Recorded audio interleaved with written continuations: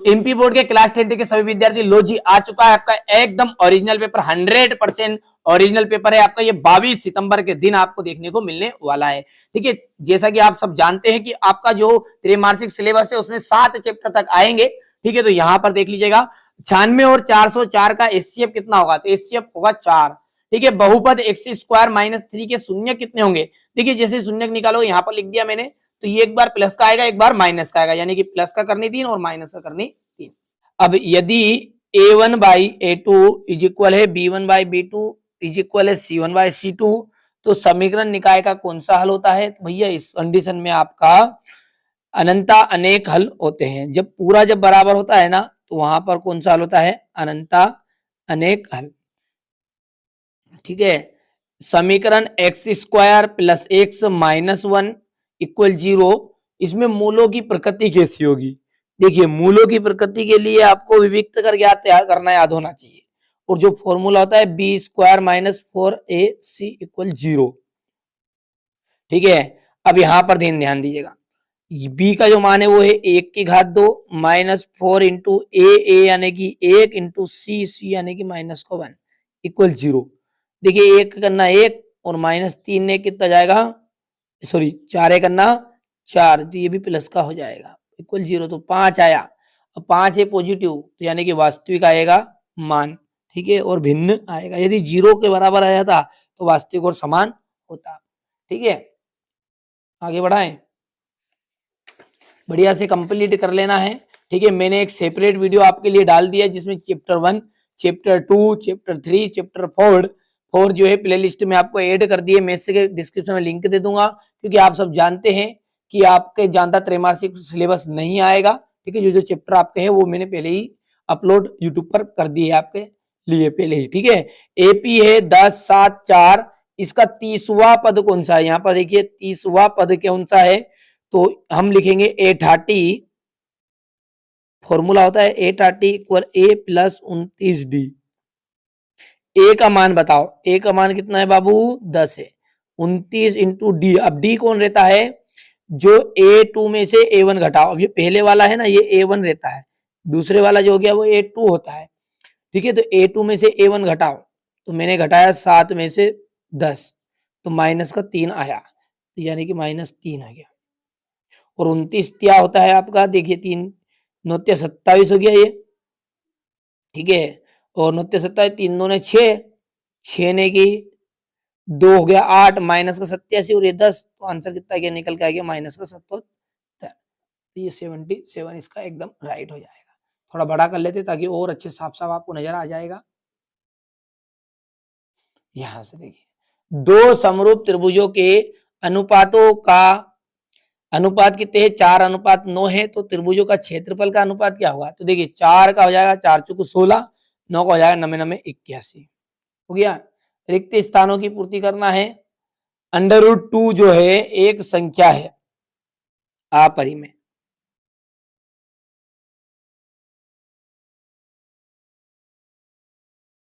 दो बहुपदों का जो गुणनफल आप करोगे तो बहुपदों का गुणनफल एक बहुपद ही निकलेगा। समीकरण 2x square plus 3y equal 5 में x का मान कितना रख दिया आपने, 1 रख दिया मान के चलो। ठीक है, तो y का मान कितना बनेगा, देखिए यहां पर रख दिया आपने 1, बोलो हाँ, 2 दून हो गया 4, 4 उधर गया ये, सॉरी 2 दून 4 कहां से जाएगा, 1 रखा है, 1 हो गया, 2 1 करना 2, 2 उधर गया, 3 बचा, 5 में से घट के अब बटे में बन गया 3। देखिए यहां पर कर देता हूं, वैसे कोई दिक्कत नहीं है। ये आपका हो गया 2 गुणित 1, ठीक है, 2 गुणित 1 प्लस 3y इक्वल कितना जाएगा, 5 हो जाएगा। ठीक है, तो ये 2 1 करना कितना हो गया, 2 हो गया, 2 उधर गया तो घट के 3 बचा, अब 3y यानी कि y के बटे में जाएगा 3/3, आंसर कितना गया 1, तो इसका y का मान भी कितना आएगा आपका 1 आएगा।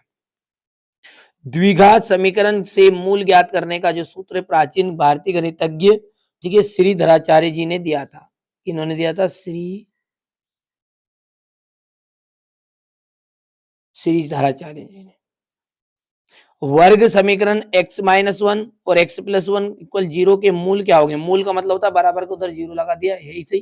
ठीक है, तो x-1 ये माइनस वाला एक तो हो जाएगा प्लस का, और ये प्लस वाला हो जाएगा आपका माइनस का। तो एक तो आएगा प्लस का 1 एवं -1 दोनों निकलेंगे। समांतर श्रेणी के यदि दो पद लगातार समांतर श्रेणी के कोई भी दो लगातार पदों का जो अंतर है वो अंतर ही आपका क्या कहलाता है? सार्व अंतर कहलाता है।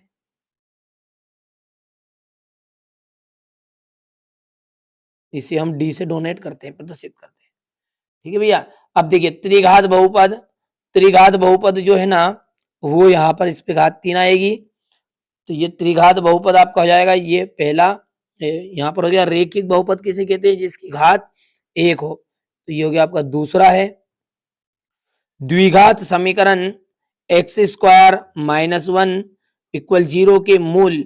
अब मूल का मतलब होगा, इनके मूल ज्ञात करोगे तो आपके आ जाएगा, एक बार तो प्लस में जाएगा एक और एक माइनस का 1 आ जाएगा। वो अभी मैंने बता दिया ऊपर। चौथा जो है द्विघात समीकरण, इसके जो मूल ज्ञात करोगे तो इसका मान क्या आएगा? ये देखिए, एक तो 0 आ जाएगा, एक प्लस का 3 आ जाएगा। त्रिभुज समरूप कब होते हैं? समबाहु त्रिभुज जो होते हैं समरूप होते हैं। अब अगला देखिए, यहाँ पर समांतर श्रेणी में n पदों का योग, n पदों का योग जो होता है ना, ये यहाँ पर गड़बड़ लिखा हुआ है, ये मिसप्रिंट है। ये यहाँ पर आपका ऐसा आएगा, ये पांचवा में लिख देता हूँ, ये कौन सा? छठा है ना, छठा। ऐसा आएगा एस एन इक्वल, ठीक है, n/2 ब्रैकेट में a प्लस, हाँ ब्रैकेट में 2a प्लस n-1 और ये d। ठीक है, ये फॉर्मूला है आपका, याद रख लोगे। चलिए सत्य सत्य बताना है। तो पहला है आपका, यहाँ पर देखिए 1/√2 एक परिमेय संख्या है, तो भैया ये तो अपरिमेय है, इसलिए असत्य बात हो गई।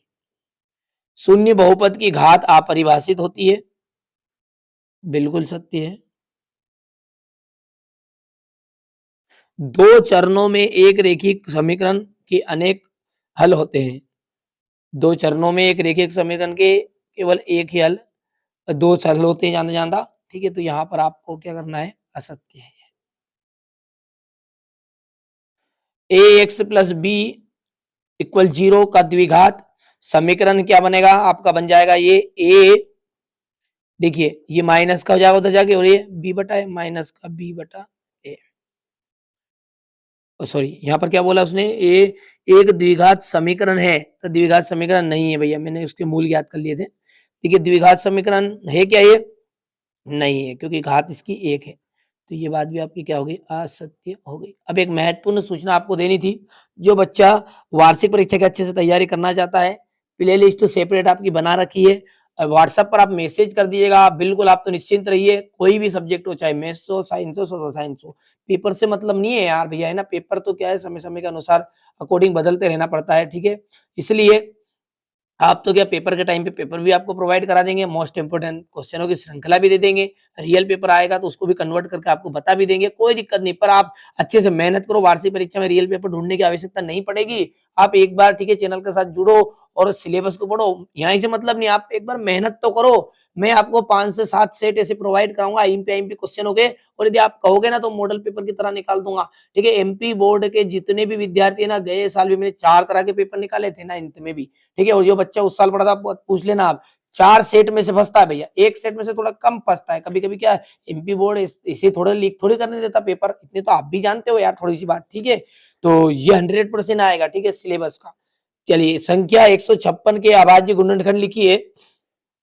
तो 156 के यदि आप गुणनखंड करोगे ना, तो ये गुणनखंड निकल आएगा आपका 2 की घात 3, मैंने पहले से निकाल रखे हैं। तो 2 की घात 3 इंटू 3 इंटू 13। रेखिक बहुपद की घात कितनी होती है? रेखिक बहुपद की घात होती है 1। यदि 2 संतरों और 5 सेवों का मूल्य 70 रुपये है, तो इस स्थिति को रेखिक समीकरण के रूप में प्रदर्शित करिए। तो भैया देखिए, कितने सेव संतर है? 2 है, तो 2x लिख दो।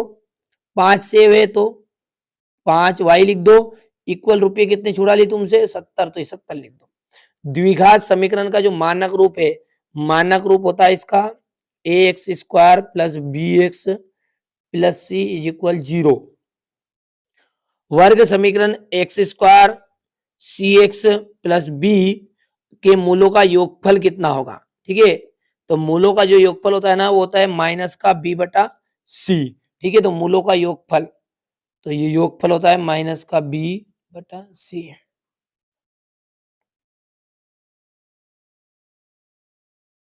और गुणनफल रहता है तो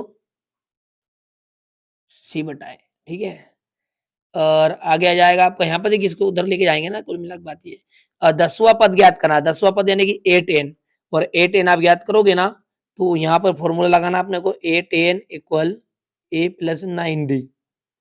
ए का मान तो 2 है, प्लस 9 इंटू डी का मान कितना जाएगा, 5 जाएगा। 9 पंजे 45, 45 और 2 आपका आ जाएगा 47। तो इसका जो मान निकल जाएगा वो 47 आ जाएगा। अब ये जो सारे सवाल है ये मैंने आपको देख लीजिए वीडियो बना दूंगा सेपरेट, बहुत ही जल्दी शाम तक ये वीडियो आ जाएगा। ठीक है, यदि बाद में यहाँ पर वीडियो आप देख रहे हैं तो तभी तक तो आपको मिल जाएगा। जैसे चैनल पर जाओगे, चैनल आर्ट में लिखा रहेगा, उसमें सारा पढ़ाया रखा है। ठीक है, घंटा 2 घंटा 3 घंटा जितनी का भी वीडियो बनाऊंगा आराम से बनाऊंगा भैया, क्योंकि आपके पास समय बहुत है अभी तो 22 तारीख है। पर मेरी इच्छा ये है कि आप अच्छे से तैयारी कर लोगे ना, ये क्वेश्चन ये वार्षिक में भी आपको काम देंगे। ठीक है, यहाँ से देखिए क्वेश्चन नंबर 10 हो गया, ये कर लोगे इतना। चलिए क्वेश्चन नंबर 10 के बाद में हम बात करें तो यहाँ पर ये है आपका क्वेश्चन नंबर 11, प्रतिस्थापन विधि। ठीक है, जांच कीजिए x cube minus 4x square minus x plus 1 equal x minus 2 की पावर घात 3 है, समीकरण है या नहीं है। ध्यान से देखिए आप तो। ठीक है, यहाँ से समांतर श्रेणी है, बढ़िया से मेहनत कर लेना और अच्छे से कंप्लीट कर लीजिएगा। ठीक है, यहाँ पर क्वेश्चन नंबर 6 हो गया ये क्वेश्चन नंबर आपका 7, सॉरी गलती से 17 क्वेश्चन तक आ गए, मैंने ध्यान नहीं दिया। ठीक है, यहाँ पर क्वेश्चन नंबर 18 है ये। ठीक है, अच्छी मेहनत कर लो और अच्छे से कंप्लीट कर लो, यही चीजें आपकी परीक्षा में आएगी, 100% आएगी।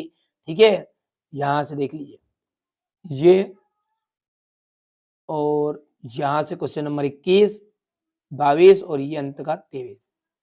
ठीक है भैया, तो ये मैंने आपको क्लास 10th का जो पेपर है ना सेट ए वो बता दिया, सेट बी बहुत ही जल्दी बता दूंगा। ठीक है, तो चलिए।